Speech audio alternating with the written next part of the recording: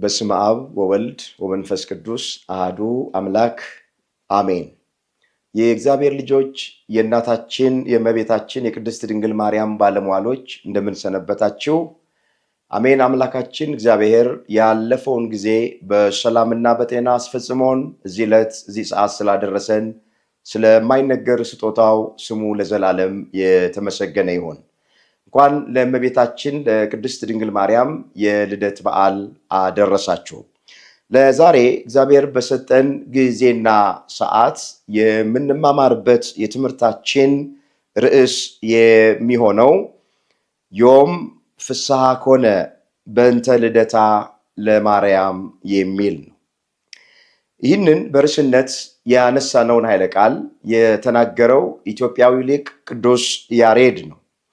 በማርያም ልደት ምክንያት ዛሬ ደስታ ሆነ። ይህን ርዕስ መነሻ አድርገን መነጋገር ያስፈለገበት ምክንያት ሁላችን እንደምናውቅ በየዓመቱ ከምናከብራቸው ከእመቤታችን 33ቱ በዓላት መካከል አንደኛው የልደት በዓሏን ይህም ግንቦት 1 ቀን የምናከብረው ነው። በዚሁ መሰረት ስለ እመቤታችን ልደት ከመጽሐፍ ቅዱስና ከነገረ ማርያም ጋር እያደረግን እንደ እግዚአብሔር መልካም ፈቃድ ጥቂት ጊዜ እንማማራለን።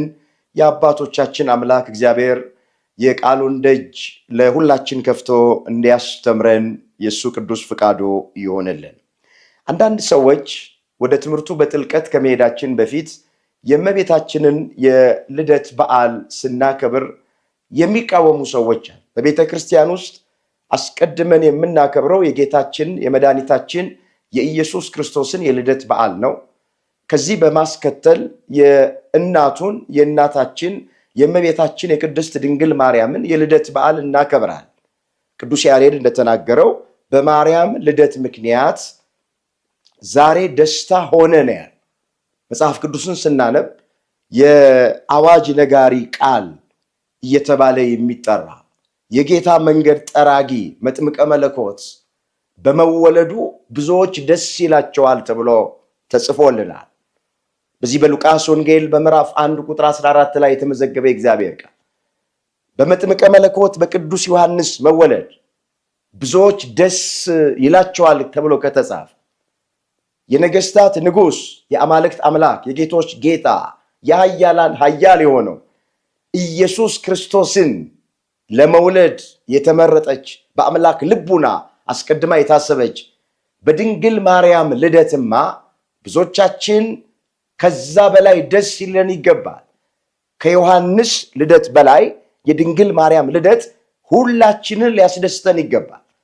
ለዚህ ነው ቅዱስ ያሬድ ዮም ፍስሐ ኮነ በእንተ ልደታ ለማርያም ብሎ የተናገረው። በዚሁ መሰረት ልደቷን አንስተን ዋና ዋና የምንላቸውን ነገሮች ለመመልከት እንሞክራለን። እግዚአብሔር መንፈስ ቅዱስ በመካከላችን ተገኝቶ የቃሉን ደጅ ለሁላችንም ከፍቶ እንዲያስተምረን የእሱ ቅዱስ ፈቃዱ ይሆንልን። እንግዲህ ሁላችን እንደምናውቀው በዓለማችን ላይ ብዙ ሰዎች የልደት በዓላቸውን ያከብራል።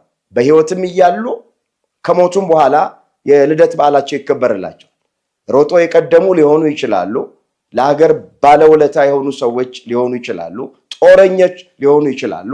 ብቻ ስመጥርና ዝነኛ የሆኑ ሰዎች በሕይወት እያሉም ከሞቱም በኋላ ካለፉ በኋላ የልደት በዓላቸው ይከበራል። የነሱ የልደት በዓል ከተከበረ የእመቤታችን የልደት በዓል የንጽህናችን መሰረት የሆነች የመመኪያችን ዘውድ የሆነች ድንግል ማርያም ወላዲት አምላክ እንዴት ነው የልደት በዓሏ ማይከበረው? መጽሐፍ ቅዱስን ስናነብ ጌታችን ኢየሱስ ክርስቶስ ወደዚህ ምድር እስከመጣበት ቀን ድረስ የቤተ መቅደስ መታደስ በዓል እየተባለ ይከበራል። ይህ ታሪክ በዮሐንስ ወንጌል በምዕራፍ 10 ቁጥር 22 ላይ የተመዘገበ ታሪክ ነው። እንግዲህ አማናይቷ የእግዚአብሔር ቤተ መቅደስ ድንግል ማርያም ወላዲት አምላክ ናት። የቤተ መቅደሱ የመታደስ በዓል ተከበረ ካለ መጽሐፍ ቅዱስ የእግዚአብሔር ማደሪያ የሆነችዋ ቤተ መቅደስ ድንግል ማርያም ወላዲት አምላክ የልደት መታሰቢያ በዓሏ ቢከበር ምኑ ነው ችግሩ? ምኑ ነው ከመጽሐፍ ቅዱስ ሐሳብ ውጪ የሚያሰኘው? የትኛው መጽሐፍ የጻድቅ መታሰቢያ ለበረከት ነው ብሎ ስለሚል የእመቤታችንን የልደት በዓል መታሰቢያ እናደርጋለን። በረከቷ ከሁላችን ጋር ይሆንልን። እንግዲህ መጽሐፍት እንደሚናገሩት የእመቤታችን ልደት እንደ እንግዳ ደራሽ፣ እንደ ውሃ ፈሳሽ፣ እንደ ወፍ ዘራሽ የሆነ ሳይሆን በብሉይ ኪዳን ነቢያት በብዙ ህብርና አምሳል ተናግረውለታል። እነ ኢሳይያስ የተናገሩት አለ፣ እነ ሶሎሞን የተናገሩት አለ፣ እነ ዳዊት የተናገሩት አለ። ሁሉን ለመተረክ ጊዜ ስለሌለን ከነዚህ መካከል ዳዊት የተናገረውን አንድ ቃል አንስተን እየዘረዘርን እናየዋል። በዚህ በዳዊት መዝሙር በመዝሙር 86 ቁጥር 1 ላይ ስትመለከቱ እንዲህ ተብሎ ተጽፏል። መሰረቶቿ በተቀደሱ ተራራዎች ናቸው፣ ከያዕቆብ ድንኳኖች ይልቅ እግዚአብሔር የጽዮንን ደጆች ይወዳቸዋል ነው የሚለው። ይሄ በግንቦት አንድ ቀን በሚቀደሰው ቅዳሴ ዲያቆኑ የሚሰብከው ምስባክ ይሄ ነው። መሰረታትያ ውስተ አድባር ቅዱሳን እያለ ማለት መሰረቶቿ በተቀደሱ ተራራዎች ናቸው ነው የሚለው። መጀመሪያ ይህን ቃል ዳዊት የተናገረው ስለ ሀገሪቱ ስለ ኢየሩሳሌም የተናገረው ቃል። ሁላችን እንደምናውቅ የኢየሩሳሌም ከተማ የተዋቀረችው የተሰራችው ወይም ደግሞ የተከበበችው በተቀደሱ ተራራዎች ናቸው። ደብረ ታቦር ተብሎ በሚጠራው ተራራ፣ ደብረ ዘይት በሚባለው ተራራ፣ የሞሪያን ተራራ አብርሃም ልጁ ይስሐቅን ሊሰዋበት ይዞ ሄደው ተራራ ማለት የቄርሜሎስ ተራራ እና ሌሎችም የተቀደሱ ተራራዎች የከበባት ናት ኢየሩሳሌም ማለት። ስለዚህ መሰረቶቿ የተቀደሱ ተራራዎች ናቸው ሲል ስለ ኢየሩሳሌም የተነገረ ቃል ነው። የኢየሩሳሌም ከተማ በተቀደሱ ተራራዎች፣ ደብረ ታቦር ጌታችን ኢየሱስ ክርስቶስ ብርሃነ መለኮቱን የገለጠበት ተራራ ነው። በዚህ በሁለተኛ ጴጥሮስ ምዕራፍ 1 ቁጥር 18 ላይ ሊቀ ሐዋርያት ቅዱስ ጴጥሮስ ምንድን ነው ያለው? በቅዱሱ ተራራ ሳለን ይህን ድምፅ ሰማናል። ተራራው ቅዱስ የተባለበት ምክንያት ኢየሱስ ክርስቶስ ብርሃነ መለኮቱን የገለጠበት ተራራ ነው። ስለዚህ ባጭሩ መሰረቶቿ የተቀደሱ ተራራዎች ናቸው ማለት ስለ ኢየሩሳሌም ስለ ሀገሪቱ የተነገረ ቃል። ለፍጻሜው ልበ አምላክ ዳዊት ይህን የተናገረው ስለ እመቤታችን ስለ ቅድስት ድንግል ማርያም የዘር ሐረግ ነው። መሰረቶቿ የተቀደሱ ተራራዎች ናቸው ሲል አባቶቿ፣ አያቶቿ፣ እሷ የተገኘችበት ዘር እነ አብርሃም፣ እነ ይስሐቅ፣ እነ ያዕቆብ፣ እነ ዳዊት ቅድመ አያቶቿ እነ ጴጥሪቃና እነ ቴክታን ሁሉ የሚያመለክት ቃል ነው። መሰረቶቿ የተቀደሱ ተራራዎች ናቸው። የእመቤታችን ቅድመ አያቶች የተቀደሱ ናቸው፣ ቅዱሳን ናቸው፣ በእግዚአብሔር ፊት ሞገስ ያላቸው፣ በእግዚአብሔር ፊት ተቀባይነት ያላቸው ናቸው ብሎ ሲናገር ነው ይህንን ቃል ዳዊት ያነሳው። እስኪ የእመቤታችን ልደት ምን እንደሚመስል በነገረ ማርያም ላይ የተጻፈውን ነገር በጥቂቱ ለአብነት እስኪ እንመልከት። እንግዲህ ብዙ ጊዜ እንደሚተረክልን የእመቤታችን ቅድመ አያቶች ጴጥሪቃና ቴክታ ተብለው ይጠራል። እነዚህ ሁለት ባልና ሚስት እጅግ ባለጸጋ እንደነበሩ በእግዚአብሔር ፊት ያለ ነቀፋ ይኖሩ የነበሩ ልክ እንደ ኤልሳቤጥና እንደ ዘካርያስ በእግዚአብሔር ፊት ጻድቃን እንደነበሩ ነገረ ማርያምን ስናነብ የተመዘገበልን ታሪክ። ምንም ባለጠጎች ቢሆኑ፣ ምንም ጻድቃን ቢሆኑ፣ ምንም በቅድስና ያለ ነቀፋ የሚመላለሱ ቢሆኑም ነገር ግን ሀብታቸውን ንብረታቸውን የሚወርስ ልጅ አልነበራቸውም፣ ልጅ አልተሰጣቸውም ነበረ ነው የሚለው። ወገኖቼ በእግዚአብሔር ፊት ጻድቅ ብንሆንም በእግዚአብሔር ፊት ቅዱስ ብንሆንም እንደ ቃሉ እንደ ሕጉ እንደ ትእዛዙ ብንመላለስም አንዳንድ ጊዜ እኛ የፈለግነው ነገር ላይደረግልን ይችላል። አሁን ብዙ ሰዎች እግረ መንገዳችንን ልጅ መውለድና አለመውለድ ከኃጢአትና ከጽድቅ ጋር የሚያገናኙ ሰዎች አሉ። በፍጹም መውለድና አለመውለድ ከኃጢአትና ከጽድቅ ጋር አይገናኝም። በዚህ በሉቃስ ወንጌል ምዕራፍ 1 ላይ ስናነብ ስለ ዘካርያስና ስለ ኤልሳቤጥ ጸሐፊው ሲጽፍልን በጌታ ፊት እንደ ቃሉ እንደ ሐሳቡ የሚመላለሱ የሚኖሩ ያለ ነቀፋ የሚሄዱ እንደነበረ ይተርክና ነገር ግን ኤልሳቤጥ መካን ነበረች ነው። ጻድቃን ነበሩ፣ ያለ ነቀፋ ይመላለሱ ነበረ፣ ሕጉን ትእዛዙን ይጠብቁ ነበር ካለ በኋላ ኤልሳቤጥ ግን መካን ነበረች። ስለዚህ አለመውለድ ከኃጢአት ጋር የሚያገናኘው ምንም ነገር የለም። እግዚአብሔር ከፈለገ ልጅ ይሰጠናል። እግዚአብሔር ካልፈለገ ልጅ አይሰጠንም። አለመስጠቱም መስጠቱም ስጦታ። መጽሐፍ ቅዱስን ስናነብ አግብተው የወለዱ ሰዎች አሉ፣ አግብተው ደግሞ ያልወለዱ ሰዎች አሉ። ስለዚህ ባካችሁ ይሄ ድምፅ የሚሰማችሁ ሁላችሁ አለመውለድን እንደ መረገም፣ አለመውለድን እንደ ኃጢአት ያሰብንበት ያለፈው ዘመን ይብቃ። እንመለስ ወደ ቀደመ ነገራችን። የእመቤታችን ቅድመ አያቶች ጴጥሪቃና ቴክታ ብዙ ሀብት ብዙ ንብረት ቢኖራቸውም ልጅ አልነበራቸው። ሁልጊዜ ወደ እግዚአብሔር ፊት ቆመው ልጅ እንዲሰጣቸው ይማጸኑት ይለምኑት ነበር ይላል። ከዕለታት አንድ ቀን አንድ ራእይን ተመለከቱ ይላል። ያዩት ራእይ ምንድን ነው? ከአንድ በረት ውስጥ 7 ነጫጭ እንቦሳ ሲወጡ፣ 7ተኛዋ እንቦሳ ደግሞ ጨረቃን ስትወልድ፣ ጨረቃዋ ደግሞ ፀሐይን ስትወልድ ተመለከቱ። ይህንን ራእይ በሀገራቸው ወዳለ ህልምን የሚፈታ ራእይን ወደሚፈታ ሰው ሄደው ነገሩት። እንዲህ አድርጎ ፈታላቸው ይላል። 7 ነጭ እንቦሳ ከበረት ውስጥ ሲወጣ ማየታችሁ 7 ደጋግ ሴት ልጆችን ትወልዳላችሁ። 7ተኛዋ ጨረቃን መውለዷ ደግሞ ከሰው ወገን የከበረች የተወደደችን ልጅ ትወልዳላችሁ። የፀሐዩ ነገር አልተገለጠልኝም፣ ጊዜ ይፍታው አላቸው ነው የሚለው። ህልም ፈቺው በነገራቸው መሰረት ቴክታ ጸነሰች። እግዚአብሔር አሰባት ይላል። የተዘጋ ማህፀኗን ከፈተላት፣ የደረቀ ማህፀኗን አለመለመላት። ሴት ልጅ ወለደች። ስሟንም ሄሜን ብላ ጠራችው ይላል። ሄሜን ደርዲንን ወለደች። ደርዲን ቶናን ወለደች። ቶና ሲካርን ወለደች። ሲካር ሴትናን ወለደች። ሴትና ሄርሜላን ወለደች። ሄርሜላ የእመቤታችንን እናት ቅድስት ሐናን ወለደች ይላል። ቅድስት ሐና ለአቅመ ሔዋን ስትደርስ ከዳዊት ወገን የሆነ ኢያቄም ለሚባል ሰው ታጨችና በጋብቻ ከኢያቄም ጋር መኖር ጀመረች ነው የሚለው። እነዚህም ባልና ሚስቶች በእግዚአብሔር ፊት ሐናና ኢያቄም ያለ ነቀፋ እየሄዱ ጻድቃን ነበሩ። ሃይማኖታቸው የጸና ምግባራቸው የቀና እግዚአብሔርን የሚፈሩ ሰውን የሚያፍሩ ነበሩ። ግን መካንነት ከቅድመ አያታቸው ወርዶ ሐና መካን ነበረች። ማህፀኗ ተዘግቶ ነበረ። ልጅ መውለድ አትችልም ነበር ይላል። አንድ ቀን ወደ ቤተ መቅደስ ሲሄዱ ርግብ ከልጆቿ ጋር ስትጫወት አዩ። እንዲህም ብለው አሉ፣ እቺ ፈርሳ በስብሳ የምትቀር ግዕዛን የሌላት ርግብ ልጅ አላት። ለእኔ ግን ልጅ ነሳኸኝ ብላ አለች ሐና። ልጅ ብሰጠኝ ሴትም ይሁን ወንድ እኔን እንዲያገለግል አልፈልግም፣ ለቤተ መቅደስ አገልጋይ እንዲሆን እሰጠዋለሁ ብላ ስለተሳለች። እግዚአብሔር የለመኑትን አይነሳ፣ የነገሩትን አይነሳ። ጸሎታቸውን ሰማ፣ ልመናቸውን አደመጠ። ልክ ነሐሴ 7 ቀን እመቤታችን ቅድስት ድንግል ማርያም ተጸነሰች ይላል። እግዚአብሔር የተመሰገነ ይሁን። ወገኖቼ መጽሐፉ ምንድን ነው የሚለው? በእኛ እንደሚሰራው ኃይል መጠን ከምንለምነው ወይም ከምናስበው ሁሉ ይልቅ እጅግ አብልጦ ሊያደርግ ለሚቻለው ለእርሱ በቤተ ክርስቲያን ሁሉ በክርስቶስ ኢየሱስ ክብርና ምስጋና ይግባው፣ አሜን ነው የሚለው።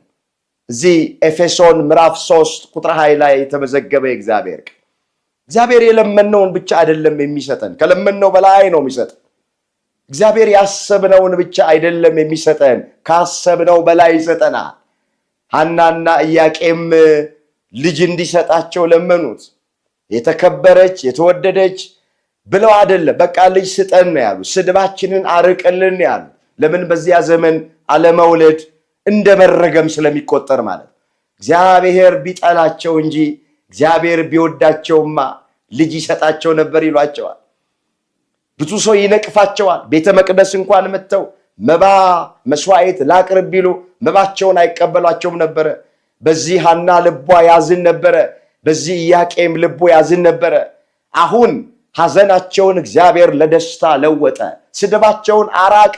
የለመኑትን ብቻ ሳይሆን ከለመኑት በላይ አደረገላቸው።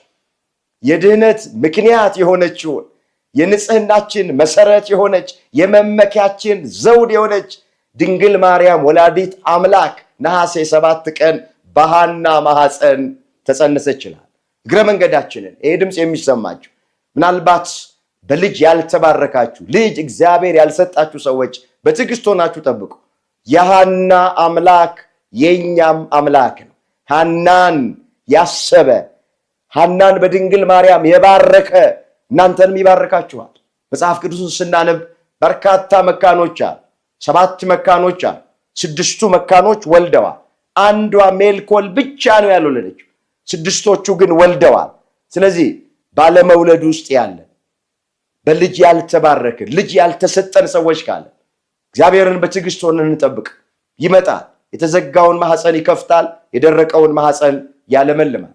እኛ ስንጨርስ የኔ ነገር አበቃልኝ ብለን ስንል እግዚአብሔር ያን ጊዜ ስራ መስራት ይጀምራል። ዳዊት ምን ብሎ ነው የተናገረው?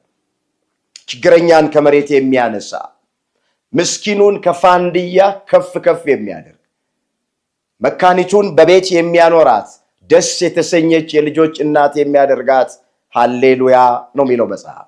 መዝሙር 112 ቁጥር 8 ላይ የተመዘገበ ቃል። ስለዚህ ችግረኛውን እግዚአብሔር ከመሬት ያነሳል፣ መካኒቱን እግዚአብሔር ወላድ ያደርጋል፣ የተዘጋውን ማህፀን ይከፍታል፣ የደረቀውን ማህፀን ያለመልማል፣ ልጅ ላጡ ልጅ መስጠት ይችላል። እንመለስ ወደ ቀደመ ነገራችን። ሐናን እግዚአብሔር አሰባት። ልክ ነሐሴ 7 ቀን እመቤታችን ተጸነሰች ይላል። ግንቦት 1 ቀን በዛሬው ቀን ማለት እመቤታችን ቅድስት ድንግል ማርያም ተወለደች። ልክ ገና በማህፀን ውስጥ ሳለች ይላል ነገረ ማርያሙን ስናነበው ተአምር ትሰራ ነበረ። አይሁድ በምቀኝነት ተነሱና ሐናና ኢያቄምን አሳደዷቸው ይላል። እመቤታችን የተወለደችው ከቤት ውጪ ነው ታውቃላችሁ።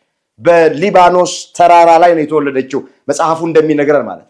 ውጪ የተወለደችበት ምክንያት በአይሁድ ምክንያት ተአምር ስትሰራ ገና በእናቷ በሐና ማህፀን ሳለች በምቀኝነት ተነስተው አሳደዷት። በሚወጡበት ጊዜ ከቤት የተቦካ የተጋገረ ነገር ይዘው አልወጡም። ጥሬ ነው ይዘው የወጡትን ያን ጥሬ እየቀቀሉ ንፍሮ አድርገው ይበሉ ነበረ። ዱቄት ይዘው ወጥቶ ነበረ። ያን ዱቄት ቂጣ እያደረጉ እየጋገሩ ይበሉ ነበረ። እመቤታችን የተወለደችው ከቤት ውጪ ነው። ልጇ ኢየሱስ ክርስቶስም የተወለደው ታውቃላችሁ በከብቶች ግርግም ውስጥ ነው። በተናቀ ስፍራ፣ ለዓይን በሚከፋ ለአፍንጫ በሚከረፋ ስፍራ በከብቶች ግርግም ውስጥ ነው ጌታችን ኢየሱስ ክርስቶስም የተወለደው። ስለዚህ እመቤታችን ልክ ግንቦት 1 ቀን በሊባኖስ ተራራ ላይ ተወልዳለች። ስሟንም ማርያም ብለው አወጡላት ይላል። የእግዚአብሔር ስጦታ ናት ብለው ሲሉ፣ መንግስተ ሰማያት መርታ የምታስገባ ናት ብለው ሲሉ ሐናና ኢያቄም ስሟን ማርያም ብለው ጠሯት ነው የሚለው። ወገኖቼ እኛ ከመወለዳችን በፊት ብዙ ዝግጅት ተደርጎልን ነው የምንወለደው። አልጋ ተገዝቶልን፣ አንዳንዶቻችን የምንለብሰው ልብስ ተዘጋጅቶልን፣ ጡጦ ተዘጋጅቶልን፣ የምንቀይራቸው ብዙ አልባሳቶች ተዘጋጅተውልን እንዳቅማችን ማለት ነው የምንጠቀለልበት ወርቀ ዘቦ ተዘጋጅቶልን ነው በክብር ነው የምንወለደው ብዙዎቻችን። የጌታ እናት ድንግል ማርያም ወላዲት አምላክ ግን ማንም ሰው የሚጠይቃትን በሌለበት ስፍራ ላይ ከቤት ውጪ በሊባኖስ ተራራ በማይመቸው ስፍራ ላይ እመቤታችን ግንቦት 1 ቀን ተወልዳለች። በረከቷ ከሁላችን ጋር ይሆንልን። እንግዲህ እኛ በዓሉን ከቤት ውጪ ወጥተን የምናከብርበት ምክንያት እመቤታችን ከቤት ውጪ ስለተወለደች ነው። አሁን አንዳንድ ሰዎች ይህን ባለማወቅ ጥያቄ የሚያነሱ ሰዎች አሉ። ውጪ ወጥተን ንፍሮውን ቀቅለን ቂጣውን ጋግረን አቅማችን በፈቀደ ጸበል ጻዲቅ አዘጋጅተን ስንበላ ስንጠጣ የእመቤታችንን የልደት በዓል መታሰቢያ ስናደርግ ከየት አምጥተውት ነው ባዕድ አምልኮ እያመለኩ ነው ብለው የሚናገሩ ሰዎች አሉ። መጻሕፍትንና የእግዚአብሔርን ኃይል አታውቁምና ትስታላችሁ ነው። ወገኖቼ በእኛ ቤት ውስጥ አንድም ባዕድ አምልኮ የለም። ሁሉም ምክንያት አለ። ሁሉም መሰረት አለ። እንደ እንግዳ ደራሽ፣ እንደ ውሃ ፈሳሽ፣ እንደ ወፍ ዘራሽ የሆነ ነገር በቤተ ክርስቲያናችን ውስጥ የለም። ስለዚህ በግንቦት 1 ቀን የእመቤታችንን የልደት በዓል ከቤታችን ውጪ ወጥተን የምናከብርበት ምክንያቱ እመቤታችን ቅድስት ድንግል ማርያም ከቤት ውጪ ስለተወለደች ነው። አንዳንድ ሰዎች እርግጥ ነው ባለማወቅ ይህንን ደግ በዓል፣ ይህንን መልካም በዓል፣ ይህን መንፈሳዊ በዓል ምክንያት በማድረግ ባዕድ አምልኮ የሚያደርጉ ሰዎች አንዳንዶች ሊኖሩ ይችላል። ለነሱ እግረ መንገዳችንን መልእክት እናስተላልፋል። በዓሉ መንፈሳዊ ነው። በመንፈሳዊ መንገድ ብቻ ልናከብረው ይገባል። መብላቱ ችግር የለውም፣ መጠጣቱ ችግር የለውም። እንደየአቅማችን ተሰብስበን አቅማችን የፈቀደውን ነገር የእመቤታችንን ልደት እያሰብን ማድረጉ በራሱ ኃጢአት አይደለም፣ በራሱ ስህተት አይደለም። ስህተት የሚሆነው አንዳንድ ሰዎች ቡናውን እየረጩ ንፍሮውን እየበተኑ ደሙን ግንድ እየለቀለቁ ለአውጋር፣ ለቆሌ፣ ለአድባር የሚሉ ሰዎች አሉ። ይሄ ከቤተ ክርስቲያኒቱ አስተምህሮ ውጪ የሆነ ቤተ ክርስቲያን የማትቀበለው ቤተ ክርስቲያን የማትደግፈው ነገር። በእመቤታችን ልደት ምክንያት ባዕድ አምልኮ እንድናመልክ አልተፈቀደልን። በዓሉ መንፈሳዊ ነው። በመንፈሳዊ መንገድ ግን ማክበር የተፈቀደ ነው። አሁን አንዳንድ ሰዎች በሰፈር ውስጥ ገንዘብ ይሰበስባሉ፣ ለግንቦት ልደታ ብለው ማለት። ከዛ ገንዘብ ተሰብስበው በግ ይገዛል፣ ሌላም ነገር ይዘጋጅና ራሳቸው ብቻቸውን ተሰብስበው የሚበሉ ሰዎች አሉ። ወገኖቼ ይሄ መንፈሳዊ በዓል አከባበር አይደለም። ጎረቤታችን፣ አጠገባችን፣ አዎ ኑሮ የከበዳቸው በቀን አንድ ጊዜ መብላት ያቃታቸው እነሱንም የምናሳትፍ ከሆነ እነሱንም አዎ በእንግድነት ወደኛ ቀርበው ያለውን እንዲቃመሱ ያደረግነው ከሆነ በዓሉ ትርጉም ያለው በዓል ይሆናል። ከበዓሉ በረከት ማግኘት እንችላለን። ግን እኛው ገንዘብ አዋተን እኛው ብቻችንን በራችንን ዘግተን ተሰብስበን የምንበላ ከሆነ በዓሉ ትርጉም አይኖረውም፣ በረከትም ማግኘት አንችልም። እመቤታችንም በዚህ ደስ አትሰኝም። በእውነት ከበዓሉ በረከት ማግኘት የምንችለውና በዓሉ ትርጉም ያለው በዓል መሆን የሚችለው ለድሆች ቸርነት ስናደርግ፣ የተራበውን ስናበላው፣ የተጠማውን ስናጠጣው፣ አብረን በደስታ ተካፍለን የምንበላ ከሆነ በዚህ በዓል በረከትና ዋጋ ማግኘት እንችላለን። ዮም ፍስሐ ኮነ በእንተ ልደታ ለማርያም። በማርያም ልደት ምክንያት ዛሬ ደስታ ሆነ፣ ቅዱስ ያሬድ የተናገረው ቃል። ስለዚህ የደስታ በዓል ነው። በእውነት በእመቤታችን መወለድ በጣም ደስ ብሎናል። እሷ ተወለደች ማለት ጌታችን ኢየሱስ ክርስቶስ ሊወለድ 15 ዓመት ቀርቶታል ማለት ነው። ስለዚህ እመቤታችን የድህነታችን መሰረቷ እሷ ናት። የድህነታችን ምክንያቷ እሷ ናት። ለዚህ በዓል ያደረሰን አምላክ ስሙ የተመሰገነ ይሁን። ድንግል ማርያም ጣዕሟን በአንደበታችን ፍቅሯን በልባችን ትሳልብን። የሁላችንን መጨረሻ እግዚአብሔር ያሳምር።